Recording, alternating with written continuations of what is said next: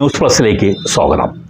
വെഞ്ഞാറമൂട് കൂട്ടക്കൊലയുടെ പ്രതിയായ അഫാൻ്റെ ജയിൽ ജീവിതത്തിനെ കുറിച്ച് അറിയാൻ നിങ്ങൾക്ക് ആഗ്രഹമുണ്ടാകും.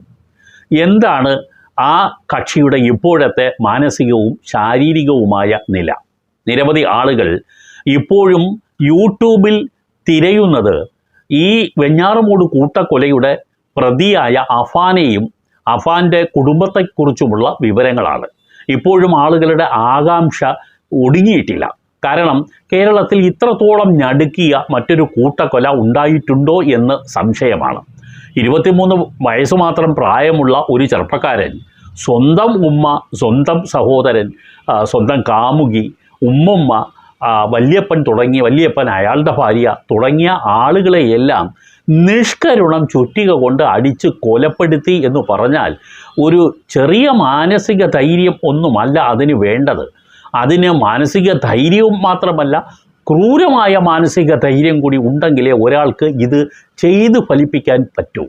രക്തം കണ്ടാൽ തലചുറ്റി വീഴുന്ന ഡോക്ടർമാർ ഇന്നും നമ്മുടെ കേരളത്തിലുണ്ട്.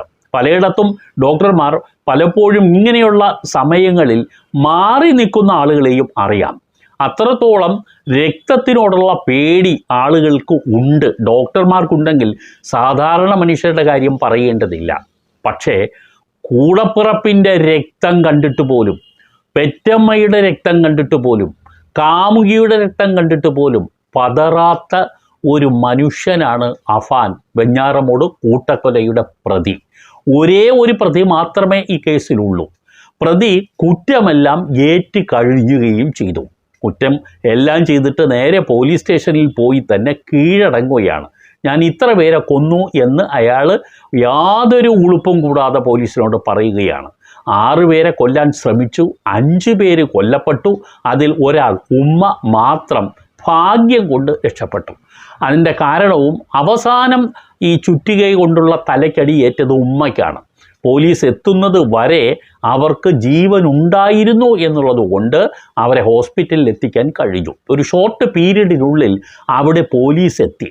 അഫാൻ ഈ പോലീസ് സ്റ്റേഷനിലെത്തി പറഞ്ഞു കഴിഞ്ഞപ്പോൾ ആദ്യം പോലീസിന് ഞടുക്കം തോന്നി. എങ്കിലും ഇയാൾ ഏതെങ്കിലും തരത്തിലുള്ള മാനസിക പ്രശ്നമുള്ള ഒരു വ്യക്തിയാണെന്ന് തോന്നിയതുകൊണ്ട് പോലീസ് ആദ്യം ഗൗരവത്തിൽ എടുത്തില്ല. പക്ഷേ പിന്നീട് ഇയാൾ ആവർത്തിച്ചപ്പോൾ പോലീസ് അന്വേഷണം തുടങ്ങി, വീട്ടിലെത്തി. അപ്പോൾ ഈ അഫാൻ പറഞ്ഞതെല്ലാം ശരിയാണെന്ന് ബോധ്യപ്പെടുത്തുകയും ചെയ്തു. ആ ഷോർട്ട് പീരീഡ് ആയതുകൊണ്ടാണ് ഉമ്മ അവിടെ രക്ഷപ്പെടാൻ ഇടയായത്, പെട്ടെന്ന് ആശുപത്രിയിൽ എത്തിച്ചതുകൊണ്ട്. മറ്റ് 5 പേരും സ്പോട്ടിൽ തന്നെ മരണപ്പെട്ടു. അതെല്ലാം ഉറപ്പ് വരുത്തിയാണ് അഫാൻ നീങ്ങിക്കൊണ്ടിരുന്നത്. പക്ഷേ ഉമ്മയുടെ കാര്യത്തിലും അയാൾ അങ്ങനെ തന്നെയാണ് ഉറപ്പ് വരുത്തിയതും.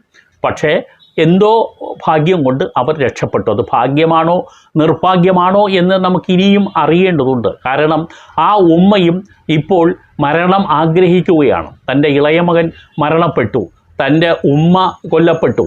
അങ്ങനെയൊക്കെയുള്ളൊരവസ്ഥയിൽ ഇനിയും താൻ ജീവിച്ചിരിക്കേണ്ടതില്ല എന്ന തോന്നൽ ആ പാവം സ്ത്രീക്കുണ്ട്. പാവം ആണോ എന്നുള്ള കാര്യത്തിൽ നമുക്ക് തർക്കമൊന്നുമില്ല. കാരണം അവർ പാവം തന്നെയാണ്. മകൻ്റെ ഭീഷണിക്ക് മുമ്പിൽ വഴങ്ങേണ്ടി വന്ന ഒരു പാവം മുസ്ലിം സ്ത്രീ എന്ന് വേണമെങ്കിൽ നമുക്ക് പറയാം. അധികം വിദ്യാഭ്യാസമൊന്നുമില്ല അവർക്ക്, അധികം ലോകപരിചയമൊന്നുമില്ല അവർക്ക്. മകൻ ഭീഷണിപ്പെടുത്തി, ഞാൻ മരിച്ചു കളയും, ഞാൻ ആത്മഹത്യ ചെയ്യും, അങ്ങനെയൊക്കെ ഈ പണം പിടുങ്ങുന്നതിന് വേണ്ടി അവൻ നടത്തിയ നാടകമൊക്കെ ആ സ്ത്രീയെ പേടിപ്പിച്ചിട്ടുണ്ടാവാം. ഒരുപാട് കേരളത്തിലെ സ്ത്രീകൾ ഇത്തരം അവസ്ഥയിലൂടെ എപ്പോഴും കടന്നു പോവുകയാണ്. ഈ ഭീഷണി കാരണം പലപ്പോഴും പല വീടുകളിലും വളരെ പ്രശ്നങ്ങൾ ചെറുപ്പക്കാർ ഉണ്ടാക്കിക്കൊണ്ടിരിക്കുകയാണ്. ആണും പെണ്ണുമുണ്ട് അതിലെ പ്രതികൾ. അതിലേക്ക് നമുക്ക് പിന്നെ വരാം. യഥാർത്ഥത്തിൽ ഇപ്പോൾ ഈ പ്രതി അഫാനെ പോലീസ് സ്റ്റേഷനിൽ എത്തിച്ചതിന് ശേഷം പോലീസ് കൊടുക്കുന്ന ഭക്ഷണത്തിൽ ഒരു തരി പോലും അയാൾ പാത്രത്തിൽ ബാക്കി വെക്കാതെ ആർത്തി പിടിച്ച് കഴിക്കുകയാണ്. മെഡിക്കൽ കോളേജിൽ റിമാൻഡിൽ കഴിയുന്ന സമയത്തും അയാൾ ഇത് തന്നെയാണ് ചെയ്തുകൊണ്ടിരുന്നത്. ഭക്ഷണത്തിനോടുള്ള ആർത്തി വളരെ കൂടുതലായി അയാൾ കാണിച്ചു. 5 പേരെ കൊലപ്പെടുത്തിയ ഒരു മനുഷ്യൻ കാണിക്കുന്ന ആർത്തിയൊന്നും അല്ലാതെ അങ്ങനെ ഒരു വ്യക്തി പിന്നെ ഭക്ഷണമേ കഴിക്കില്ല. അയാൾ ആകെ കൂടി വല്ലാത്ത വിഭ്രാന്തിയിലായിരിക്കും. ഇവിടെ ഒരു കൂസലുമില്ലാതെ അഫാൻ കൊടുക്കുന്ന ഭക്ഷണം മുഴുവൻ കഴിക്കുകയും ചെയ്യുന്നു. പിന്നീടിപ്പോൾ പൂജപ്പുര ജയിലിലേക്ക് മാറ്റിയപ്പോൾ ഉച്ചയ്ക്ക് ഊണ് കൊടുത്തപ്പോൾ അയാൾ പോലീസിനോട് ചോദിച്ചത് ഫിഷ് കറി ഇല്ലേ സാറേ എന്നാണ്. അപ്പോൾ ഊണ് കഴിച്ച് വയറ് നിറച്ചാൽ പോരാ, അയാൾക്ക് രുചിയോടുകൂടി തന്നെ അത് കഴിക്കണം എന്നുള്ളതിൻ്റെ ആഗ്രഹമാണ് നമ്മളിവിടെ കാണുന്നത്. ഈ 5 പേരെ കൊലപ്പെടുത്തി ഉമ്മ ഇപ്പോഴും മരണക്കിടക്കയിലാണെന്ന് അറിഞ്ഞിട്ട് ഈ പ്രതി മീൻ കറി ഇല്ലേ ഊണിനെന്ന് ചോദിക്കുന്നൊരവസ്ഥ നിങ്ങളൊന്ന് സങ്കല്പിച്ച് നോക്കുക. ഒരു സാധാരണ മനുഷ്യൻ ഒരിക്കലും അങ്ങനെ ഒരു ചോദ്യം ചോദിക്കാൻ പറ്റില്ല. കഴിക്കണമെന്ന് തന്നെ തോന്നൂല. പലപ്പോഴും പട്ടിണി കിടക്കും. ഭക്ഷണം കൊടുത്താൽ പോലും അത് വേണ്ടെന്ന് പറഞ്ഞ് മാറ്റിവെക്കും. കാരണം മനസ്സ് മുഴുവൻ ഈ ചോരയും മരണപ്പെട്ടവരുടെ മുഖങ്ങളുമാണ് ആയിരിക്കും. പക്ഷേ ഇവിടെ ഈ 23 വയസ്സുകാരന് അതിൽ ഒന്നും തന്നെ യാതൊരു തരത്തിലുള്ള വിഭ്രാന്തിയുമില്ല, പരിഭ്രാന്തിയുമില്ല. അയാൾ സുഖമായി ഊണ് കഴിക്കുന്നു, സുഖമായി അയാൾ കിടന്നു ഉറങ്ങുന്നു. നല്ല ഭക്ഷണത്തിന് വേണ്ടി അയാൾ കാത്തിരിക്കുകയാണ്. ഇതിൽ നിന്നൊക്കെ മനസ്സിലാകുന്ന ഒന്നുണ്ട്, അയാൾ സ്വന്തം വീട്ടിൽ ആർഭാട ജീവിതം തന്നെയാണ് നയിച്ചിരുന്നു എന്നുള്ളതാണ്. നല്ല ഭക്ഷണം അയാൾക്ക് വേണം, ചുറ്റി സഞ്ചരിക്കാൻ കാറ് വേണം, ബൈക്ക് വേണം, കറങ്ങി നടക്കാനുള്ള പണവും വേണം. അതിനുവേണ്ടി അയാൾ ഏതറ്റം വരെയും പോകും എന്നുള്ളതാണ്. അതിനുവേണ്ടി കടം വാങ്ങാൻ അയാൾക്ക് യാതൊരു മടിയുമില്ല. കാമുകിയുടെ കയ്യിൽ നിന്നും പലവട്ടം അയാൾ പണം വാങ്ങി. 4.25 പവൻ വാങ്ങി, 1.5 ലക്ഷം രൂപ വാങ്ങി, പരീക്ഷയ്ക്ക് അടയ്ക്കാൻ വെച്ചിരുന്ന പണം വരെ അയാൾ അനുനയത്തിൽ വാങ്ങിക്കൊണ്ടു പോവുക ചെയ്തത്. ഈ കൊലപാതകം നടക്കുന്നതിൻ്റെ തൊട്ട് തലേ ദിവസം ഇവർ സ്ഥിരമായി പലചരക്ക് കടയിൽ നിന്നും അക്കൗണ്ടിൽ വീട്ടിലേക്ക് ആവശ്യമായ സാധനം എടുക്കുന്നുണ്ട്. ആ കടയിൽ പോയി 10,000 രൂപ അവൻ കടം ചോദിച്ചു. അയാൾ മുമ്പ് ചോദിച്ചപ്പോൾ കൊടുത്തിട്ടുണ്ട്. പക്ഷേ അന്ന് ദിവസം രാവിലെ അയാൾ കടയിലേക്ക് സാധനം എടുത്തത് കാരണം കയ്യിൽ പണമില്ല എന്ന് പറഞ്ഞു അവൻ തിരിച്ചു പോവുകയാണ് ഉണ്ടായത്. പിന്നീട് പോയത് ഈ ഉമ്മയെയും കൂട്ടി പലിശയ്ക്ക് പണം കൊടുക്കുന്ന ഒരു സ്ത്രീയുടെ അടുക്കലേക്കാണ്. അവിടെ പോയി 50,000 രൂപയാണ് ചോദിച്ചത്. അവർ കൊടുത്തില്ലെന്ന് മാത്രമല്ല, പരിഹസിച്ച് അയാളെയും ഉമ്മയെയും പറഞ്ഞു വിടുകയും ചെയ്തു.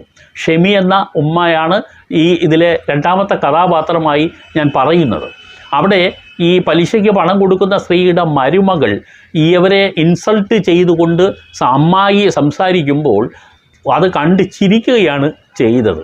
അപ്പോൾ ഈ ചെറുപ്പക്കാരന് അതിനോടും വല്ലാത്ത ഒരു നീരസം അപ്പോൾ തന്നെ തോന്നി. ഈ കൊലപാതകത്തിൻ്റെ അവസാന ലിസ്റ്റിൽ അവരും ഉണ്ടായിരുന്നു. പക്ഷേ അനിയനെ കൊന്നു കഴിഞ്ഞപ്പോൾ തളർന്നു പോയി എന്നാണ് അയാൾ പോലീസിനോട് പിന്നീട് പറഞ്ഞത്. അല്ലായിരുന്നെങ്കിൽ അവരെയും ഇയാൾ തട്ടിയേനെ. എന്തായാലും അഫാൻ ഒരു സാധാരണ മാനസിക നിലയുള്ള ഒരു വ്യക്തി അല്ല. അസാധാരണമായ ധൈര്യം ആർജിച്ചെടുത്തിട്ടുള്ള ഒരു വ്യക്തിയാണ്. അത് ഒരു പക്ഷേ അയാളിലേക്ക് അങ്കുരിക്കാൻ കാരണം ലഹരി ആയിരിക്കാം. പോലീസ് മെഡിക്കൽ പരിശോധനയിൽ നിന്നും വെളിപ്പെട്ട കാര്യം പറയുന്നത് അമിതമായ ലഹരിയൊന്നും അയാൾ ഉപയോഗിച്ചിട്ടില്ല എന്നുള്ളതാണ്.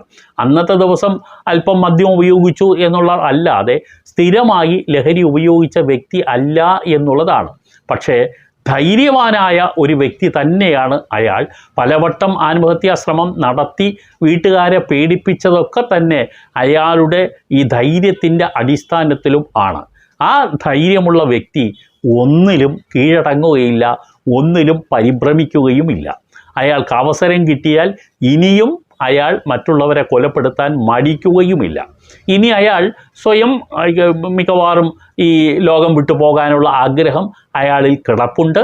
അത് അയാൾ പ്രാവർത്തികമാക്കാനാണ് ഏറ്റവും വലിയ ചാൻസ്. പോലീസ് ഈ ലോക്കപ്പിൽ തന്നെ കണ്ണിൽ എണ്ണയും ഒഴിച്ചാണ് ഇയാളെ നിരീക്ഷിച്ചു കൊണ്ടിരിക്കുന്നത്. അകത്ത് ഒരാളുണ്ട്, പുറത്ത് 4 പോലീസുകാരാണുള്ളത്. ഇയാൾക്ക് എപ്പോഴെങ്കിലും എന്തെങ്കിലും തരത്തിലുള്ള വിഭ്രാന്തി വന്ന് ഇയാൾ എന്തെങ്കിലും കാട്ടിക്കൂട്ടുമോ, സ്വയം സൂയിസൈഡ് ചെയ്യാനുള്ള ശ്രമം നടത്തുമോ എന്ന് ഭയം പോലീസിനുമുണ്ട്. അതുകൊണ്ട് തന്നെ CCTV ക്യാമറകളും അകത്തും പുറത്തും നിരീക്ഷണങ്ങളുമായി പോലീസ് സർവ്വസന്നാഹത്തോടും കൂടിയാണ് നിൽക്കുന്നത് എന്ന് പറയേണ്ടി വരുന്നു. റിപ്പർ ചന്ദ്രന് പോലും ഇല്ലാത്ത രീതിയിലുള്ള സുരക്ഷയും കരുതലുമാണ് പോലീസ് ഈ 23-കാരനായ പ്രതിക്ക് വേണ്ടി എടുത്തിരിക്കുന്നത്. പോലീസിന് തന്നെ ഇപ്പോൾ വലിയ ജോലി അഫാൻ കൊടുത്ത് കഴിഞ്ഞിട്ടുമുണ്ട്. പോലീസിൻ്റെ ഓരോ സമയത്തുള്ള ചോദ്യം ചെയ്യലിൽ ആദ്യമൊക്കെ നന്നായി പറഞ്ഞെങ്കിലും ഇപ്പോൾ ഇനി എനിക്കൊന്നും പറയാനില്ല എന്ന കാര്യത്തിൽ അയാൾ ഒതുങ്ങി കഴിയുകയാണ്. എന്ന് പറഞ്ഞാൽ അയാൾ അവിടെയും അയാളുടേതായ ഒരു സ്ട്രോങ് സെൻസ് അയാൾ ഉപയോഗിച്ച് തുടങ്ങിയിരിക്കുന്നു. വിചിത്രമായ മനസ്സുള്ള ഒരു ചെറുപ്പക്കാരൻ. പുറമേ ഒരിക്കലും അയാൾ മറ്റുള്ളവരോട് ഒരിക്കലും അത്തരത്തിലുള്ള ഒരു പരുക്കൻ മനസ്സ് കാട്ടിയിട്ടും ഇല്ല. എന്തായാലും അഫാൻ കേരളത്തിലെ രക്ഷിതാക്കളുടെ കണ്ണ് തുറപ്പിച്ചിട്ടുണ്ട്. മക്കളെ ലാളിച്ച് വളർത്തുകരുത് എന്നുള്ള ഒരു മുന്നറിയിപ്പാണ് ഇപ്പോൾ വെഞ്ഞാറമൂട്ടിലെ ഈ കുടുംബം മറ്റ് രക്ഷകർത്താക്കൾക്ക് നൽകിയിരിക്കുന്നത്. ഉമ്മയായാലും ബാപ്പയായാലും അതിര് വിട്ട് മക്കളെ കൂടുതൽ ലാളിച്ചാൽ തിരികെ കിട്ടുന്നത് ചുറ്റിക പ്രയോഗമാണ് എന്ന് ചിലർക്കെങ്കിലും ഇപ്പോൾ ബോധ്യപ്പെട്ടിട്ടുണ്ട്. ചിലരെങ്കിലും ഇത് കണ്ട് പാഠം പഠിച്ചാൽ അവർക്ക് നല്ലത്.